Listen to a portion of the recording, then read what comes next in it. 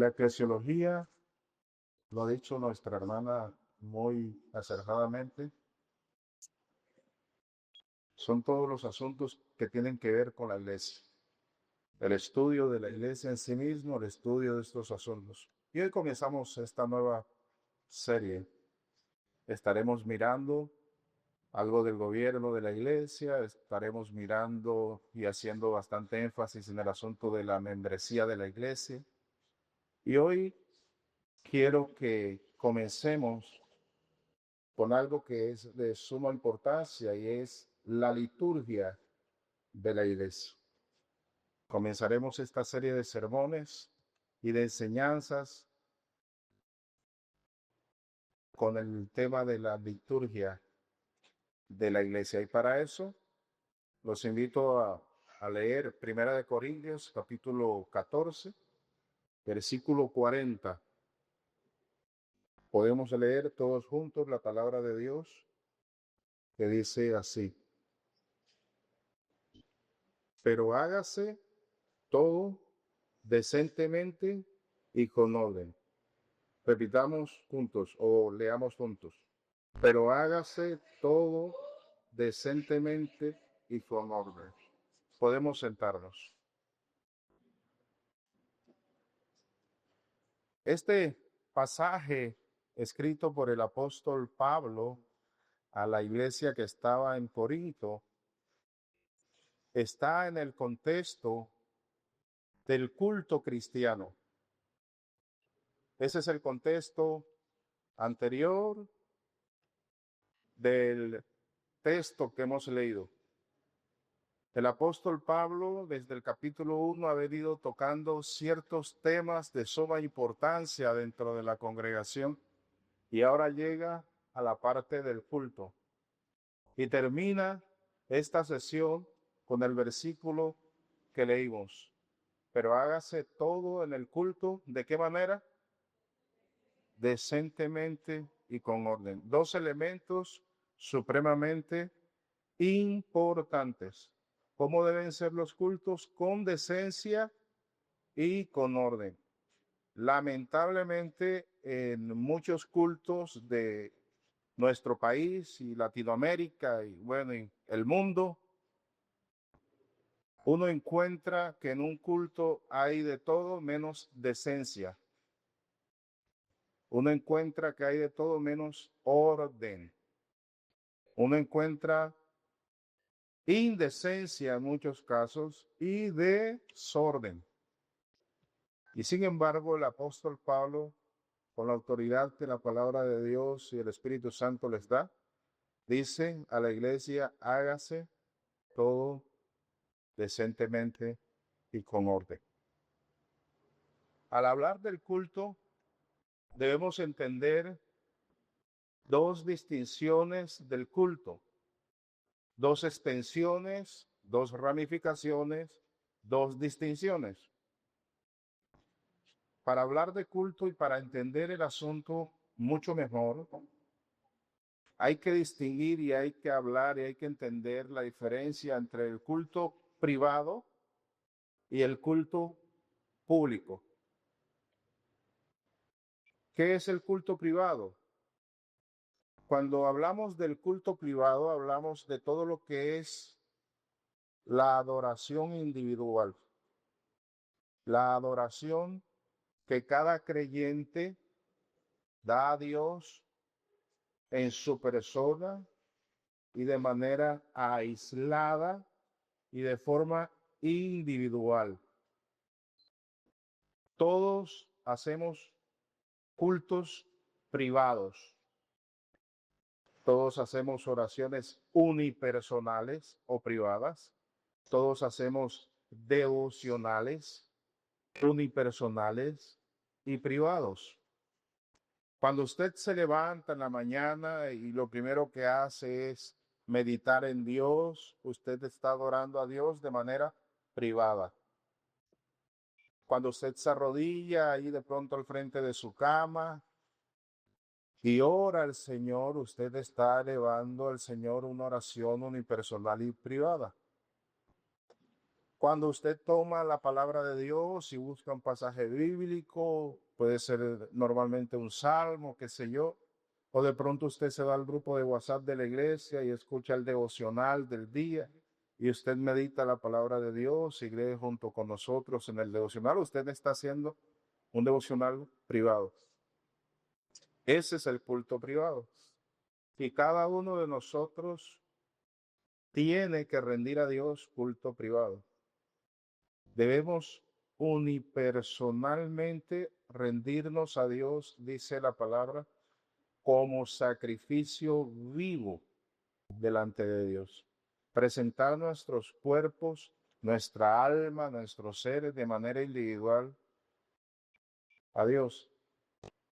Y de esta manera personalmente crecemos en la santificación, en la piedad, en la devoción.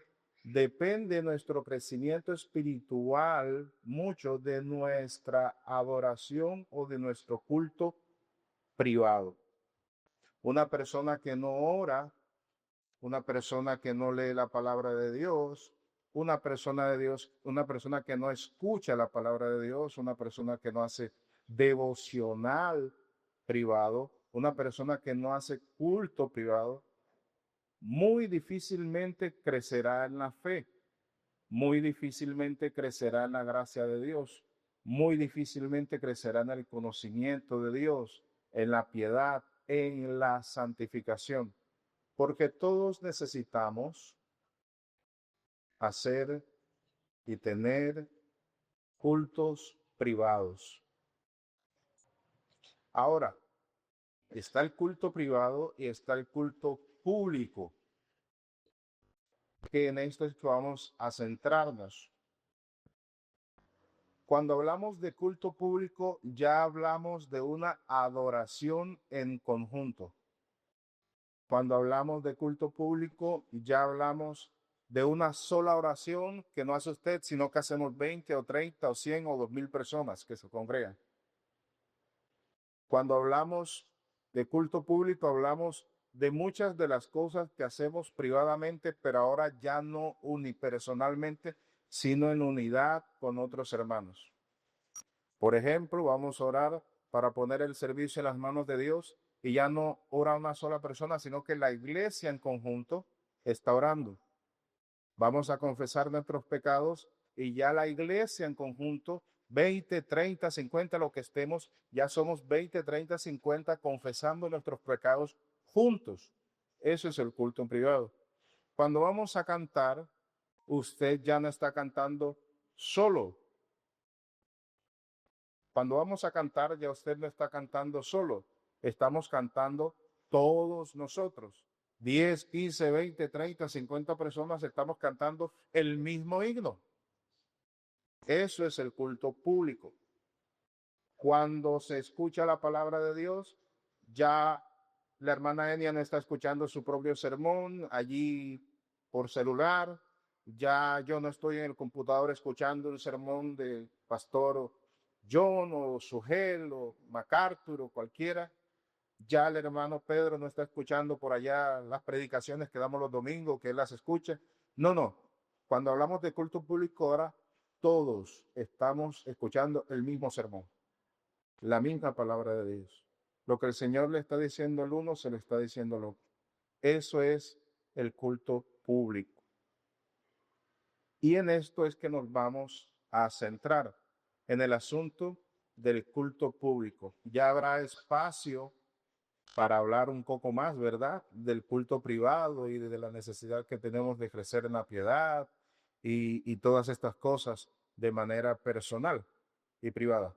De momento nos vamos a centrar en el culto público.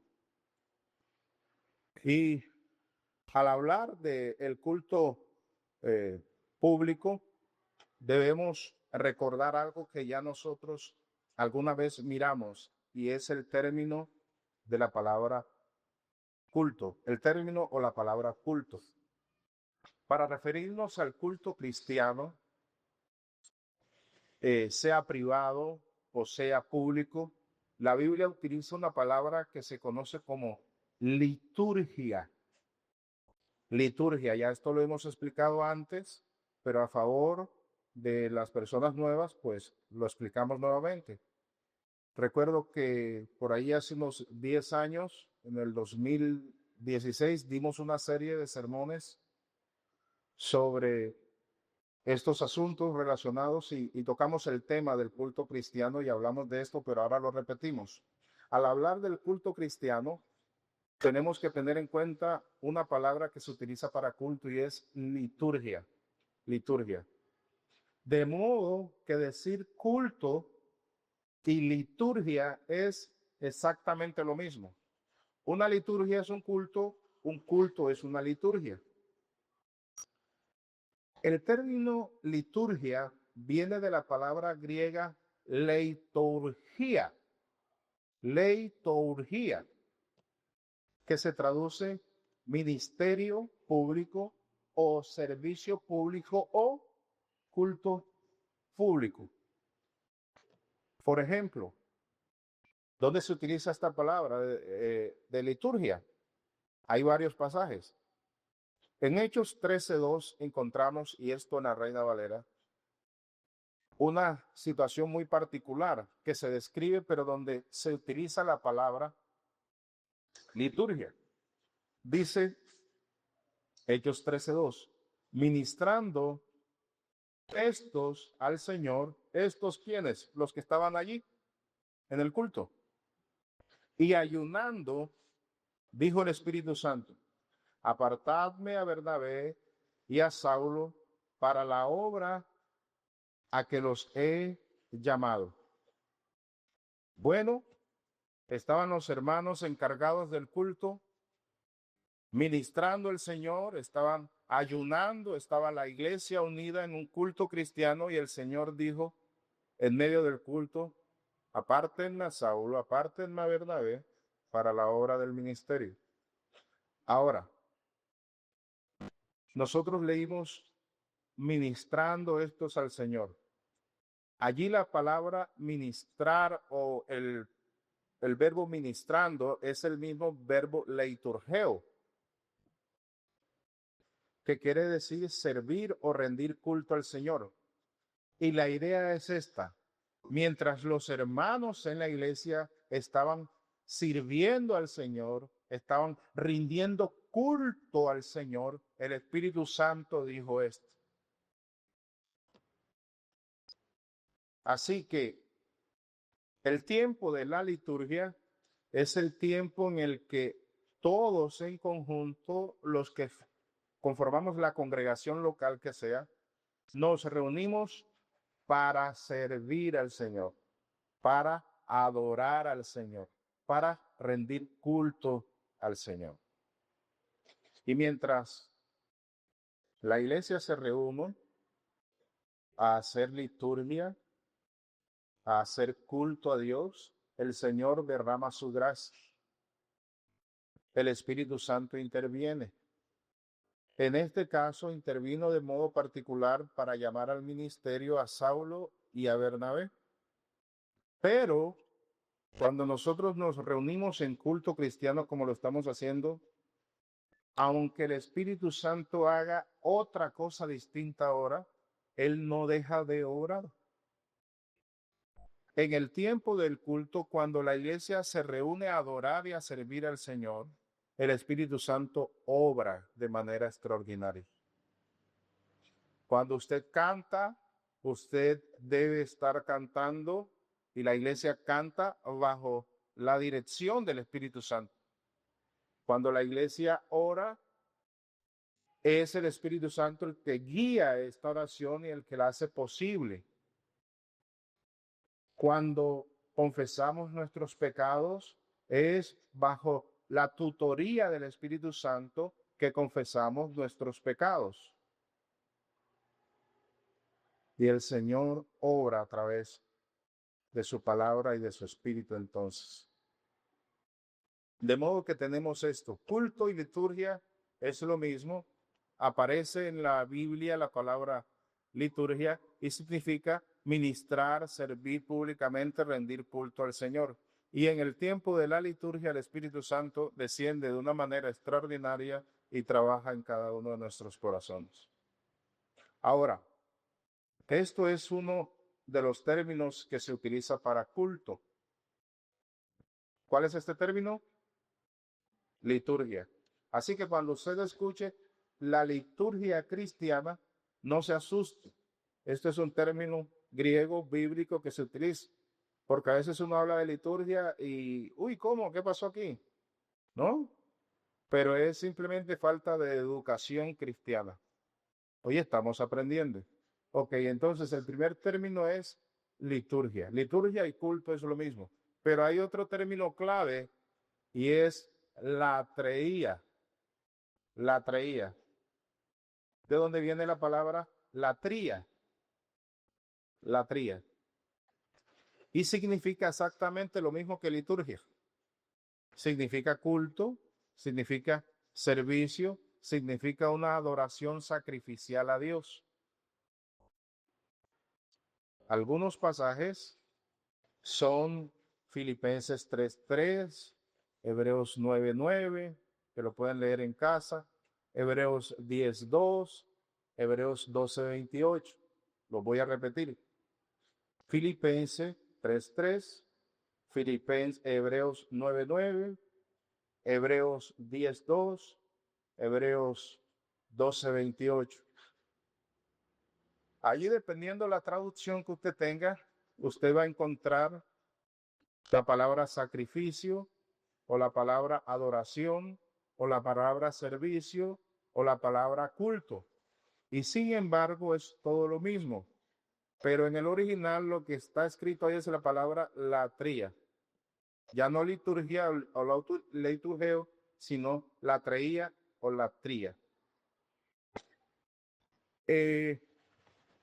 Por ejemplo, en Romanos 12:1, que es otra cita, Pablo exhorta a los creyentes a que presentemos nuestro cuerpo o nuestros cuerpos en sacrificios vivos. Y luego dice, porque este es nuestro culto racional. Y ahí la palabra culto es latreía, que se puede también traducir como liturgia. El apóstol Pablo aquí pudo decir que presentemos nuestros cuerpos en sacrificios vivos porque esta es nuestra liturgia racional o nuestra latría racional o nuestro culto racional. Es exactamente lo mismo.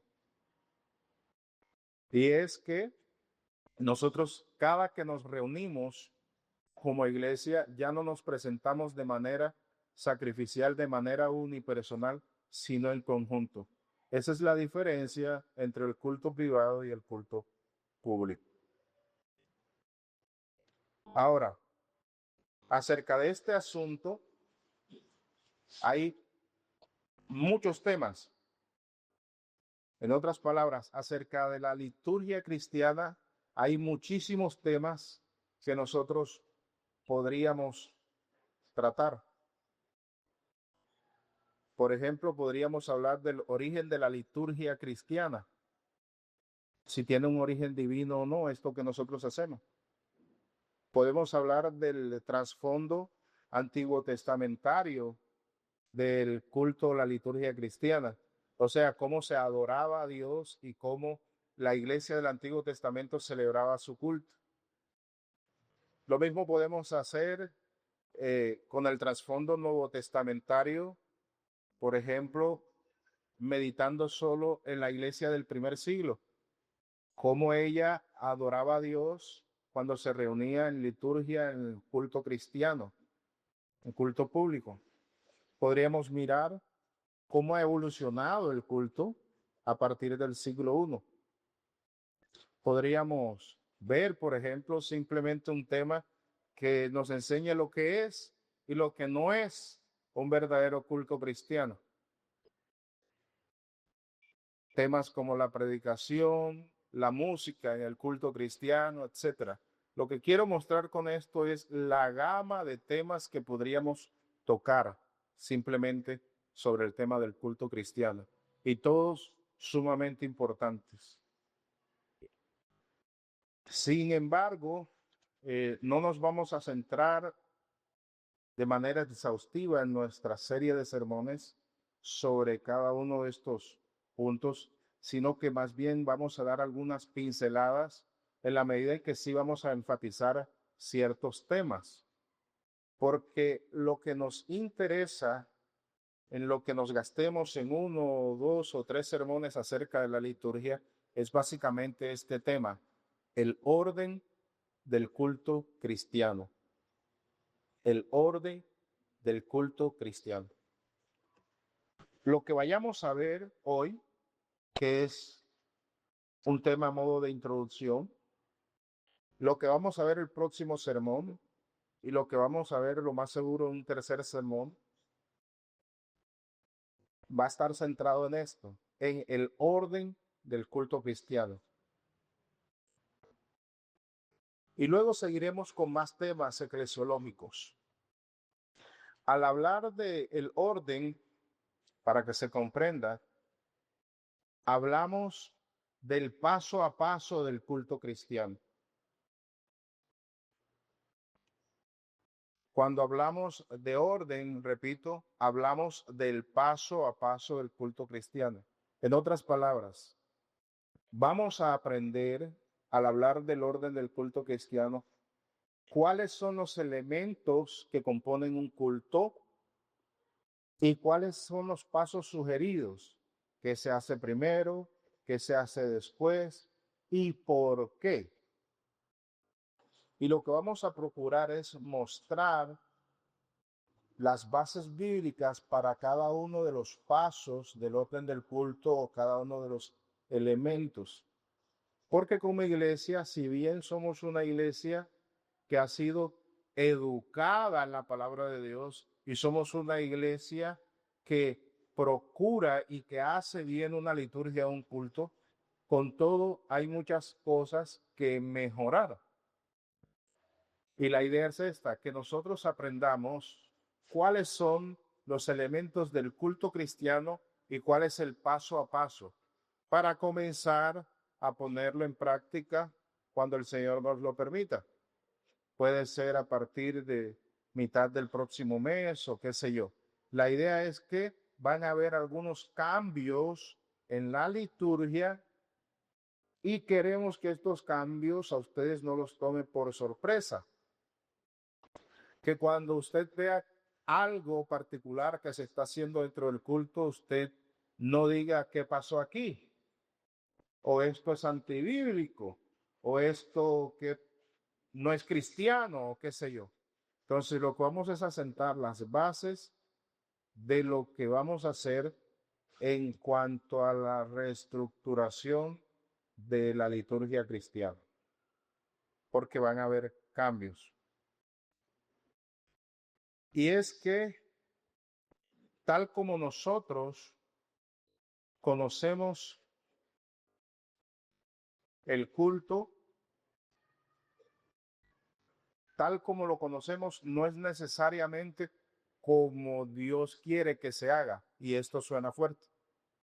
Y no estoy hablando particularmente de nosotros o de las iglesias reformadas que procuramos hacer un culto bíblico, sino que mucho del culto que nosotros como iglesia en términos universales hacemos a Dios, mucho del culto entendemos por las escrituras que a Dios no le agrada. Hay, y esto lo digo con tristeza, congregaciones que tienen elementos en su culto que a Dios no le agradan. Ahora, nosotros como iglesia hemos procurado injertar elementos en el culto que a Dios le agradan. Y para eso tenemos que ir a las escrituras y para eso tenemos que ir a la historia de la iglesia. En otras palabras, ¿cómo ha hecho la iglesia el culto por más de 2000 años?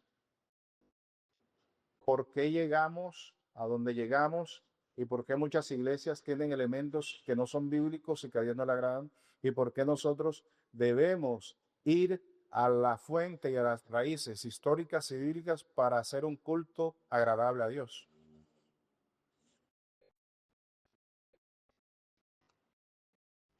Y es que un buen orden en el culto es parte de la identidad de la verdadera iglesia de Cristo, de la iglesia histórica. Así que eso es lo que vamos a mirar en el siguiente sermón y lo más seguro en un tercer sermón, el paso a paso. Explicaremos en qué consiste cada uno y le daremos el sentido bíblico y teológico. Ahora, ¿por qué nosotros nos preocupamos por un buen orden en el culto? Bueno, ya lo leímos. Primera de Corintios 14:40. ¿Qué nos ordena el Señor allí a través de su palabra? Que en el culto, porque el contexto del capítulo 14 es el culto cristiano, que en el culto nosotros hagamos las cosas como con decencia. ¿Qué es decencia, por favor? ¿Qué es decencia? Averigüemos esa palabra, ¿qué es decencia? ¿Qué se entiende por decencia? Algo culto, algo que es contrario a la indecencia, algo que se hace con respeto, algo que se hace, valga la redundancia, decentemente. ¿Qué es una persona indecente? Entendemos por indecente a alguien que en términos populares es guache. Nosotros decimos, es que esa persona, ese tipo es un guache. Bueno, eso es en nuestro argot popular, pero si quisiéramos utilizar una palabra técnica, diríamos, es un hombre indecente. No tiene decencia para tratar con la gente. No tiene decencia para tratar un problema. No tiene decencia para nada. Bueno, el Señor nos manda a hacer el culto con decencia, con honorabilidad. Esa es la idea. Pero también con orden. Entonces, de allí que nosotros hablemos y estemos hablando hoy del orden de la liturgia cristiana o del orden del culto cristiano. Y es que todo culto desde el Antiguo Testamento tiene un paso a paso. Todo culto cristiano tiene un paso a paso. Ahora, ¿quién ordenó el culto cristiano? Lo ordenó Dios. Y Él no solo lo ordenó, grábese esto, Dios no solo ordenó el culto, sino que ordenó la forma del culto. Él escogió los elementos del culto y él decidió cómo se habría de utilizar cada uno de los elementos del culto.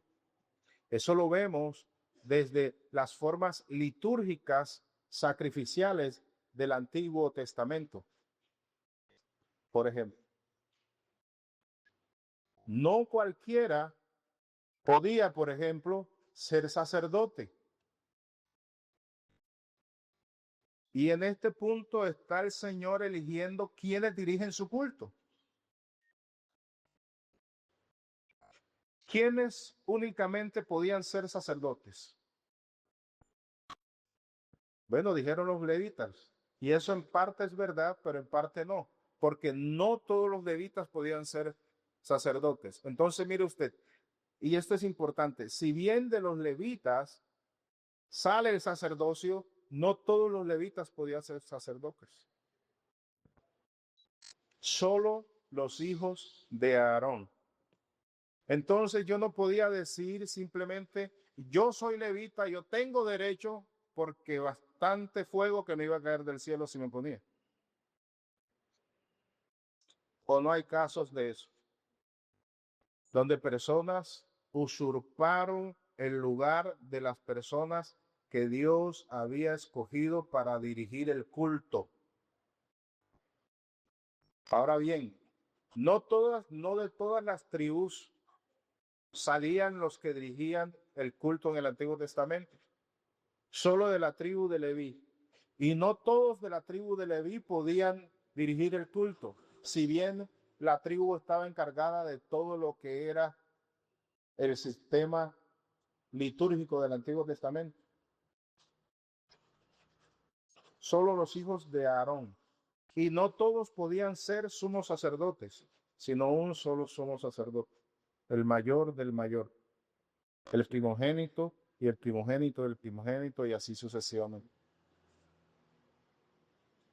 No todas las tribus podían encargarse del culto, solo la tribu de Leví, pero no todos los de la tribu de Leví podían dirigir el culto, sino solo los sacerdotes. Y solo los sacerdotes, hijos de Aarón, eran. Y pudiéramos seguir escarbando más acerca del Antiguo Testamento, de cómo Dios ha determinado el culto. Usted puede leerse el libro de Levítico y encuentra allí cómo el Señor ordena cuáles son las ofrendas que hay que darse, por qué habían que darse, cómo debían ofrecerse, qué tipos de sacrificios habían, qué animales para el holocausto, cómo debía ser sacrificado. No todos los animales se sacrificaban igual, no todas las ofrendas se ofrecían igual. El Señor ha determinado desde el Antiguo Testamento un paso a paso para el culto cristiano. Por lo tanto, nosotros no podemos ponernos a innovar, a buscar nuevas formas de adoración que no estén en las Escrituras, porque Dios ha determinado el paso a paso del culto cristiano. Quiénes dirigen, quiénes pueden cantar, quiénes pueden predicar, quiénes pueden pastorear y cómo hacerlo. Y nuestra función es entonces ir con toda humildad a las Sagradas Escrituras y descubrir qué es lo que nuestro Señor dice del culto cristiano, qué es lo que el Señor dice de su iglesia, para entonces implementarlo o procurar implementarlo. La forma en que la iglesia históricamente ha llevado su culto, y hablo de iglesias históricas, iglesias de 300, 400, 500 años, iglesias de 1500 años. Estas iglesias, usted ve esos cultos como distintos a los que hacen el resto. Normalmente estas iglesias han mantenido una liturgia sólida desde principios de siglos, que ahora a nosotros nos puede parecer aburrida, que nos puede parecer pasada de moda, pero han procurado mantener la liturgia tal como Dios la ordena. Y nuestra función no es hacer una liturgia para que le agrade a la gente, sino para que le agrade a Dios. ¿Cuál es y ha sido la equivocación de muchas congregaciones, de muchos líderes, de muchos pastores? Hacer un culto que le agrade a la visita, hacer un culto que le agrade al hermano. Entonces, si a la gente le gusta el vallenato, traigamos y hagamos un concierto vallenato en un culto. Bueno, los conciertos tienen su lugar, la liturgia pública tiene su propio orden. Entonces, si a la gente le gusta, a los jóvenes les gusta el reggaetón, pongamos aquí 2, 3 muchachas semidesnudas a bailar reggaetón cristiano para que los jóvenes lleguen. Se ha perdido el sentido de la liturgia cristiana. Si usted quiere oír reggaetón, óigalo, pero el culto no es para reggaetón. Si usted quiere ir a un concierto vallenato cristiano, vaya y me lleva, pero el culto no es para conciertos. ¿Se entiende el punto? Dios ha establecido no solo los elementos del culto, sino el orden del culto.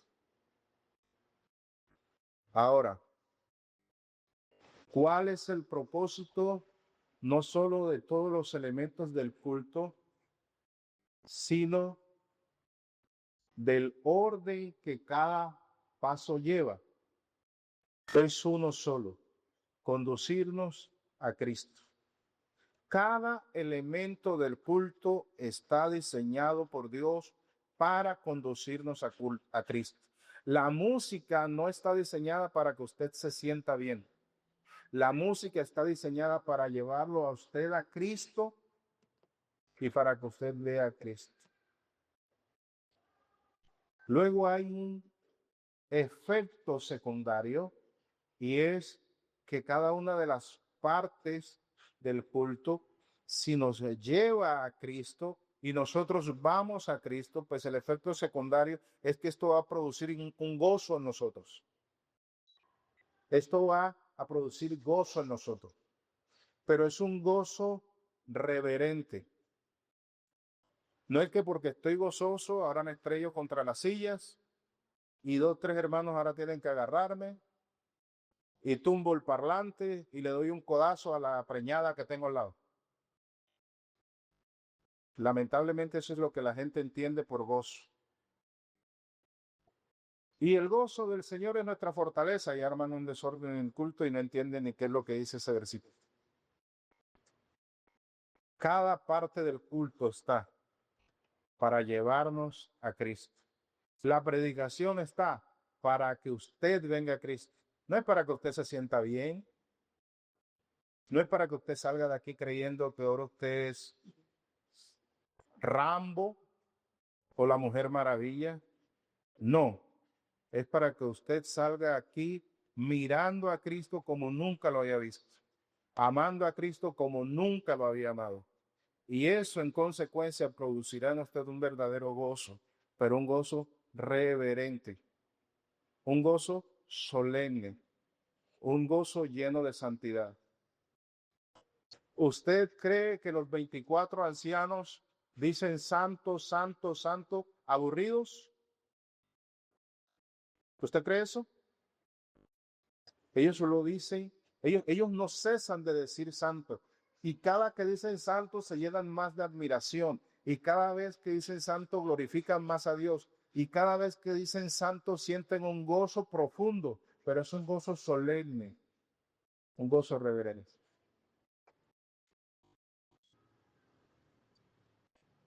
Algunas personas hablan de cuando David danzó, ¿no? Y tú sabes, hay hasta una canción, remolineando, remolineando, celebraré. ¿Usted sabe cómo entraba David al templo o al tabernáculo? Él remolineaba afuera. Al tabernáculo nunca entró remolineando.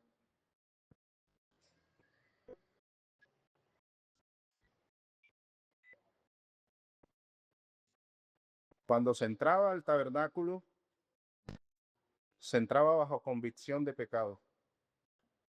Cuando se entraba al tabernáculo, se entraba con solemnidad. Cuando se entraba al lugar santo, se entraba purificado.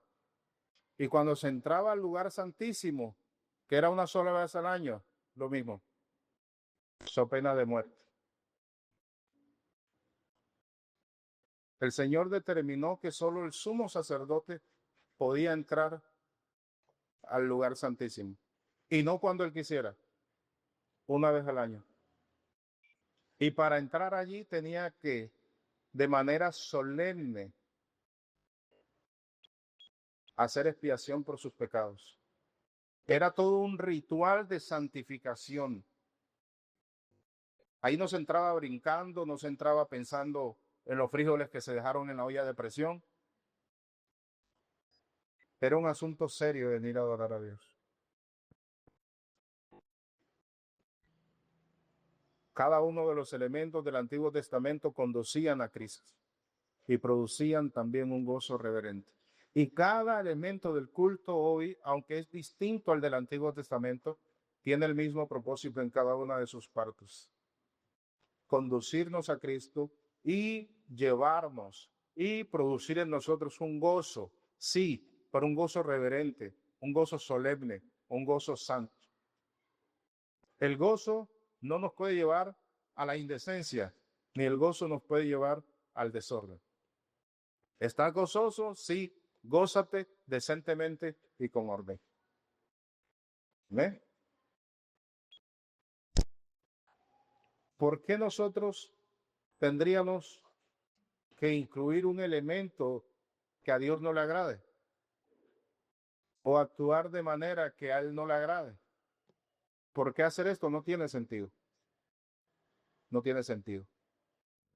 Así que nosotros debemos procurar averiguar entonces cuáles son los elementos del culto cristiano, cuál es el orden histórico, bíblico que se ha llevado para cada uno de los elementos del culto y cuál es la manera de nosotros presentarnos ante Dios en cada uno de los elementos o en cada una de las partes del culto cristiano.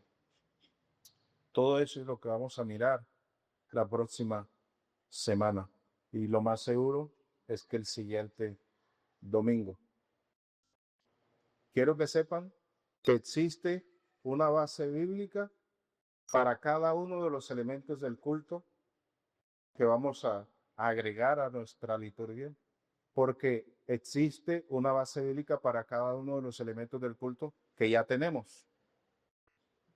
Cantamos himnos porque el Señor nos ordena cantar himnos, oramos, leemos la Biblia, etcétera, porque todo esto hace parte del culto y lo hemos podido extraer de las Escrituras. Y esto lo vamos a seguir viendo el próximo domingo.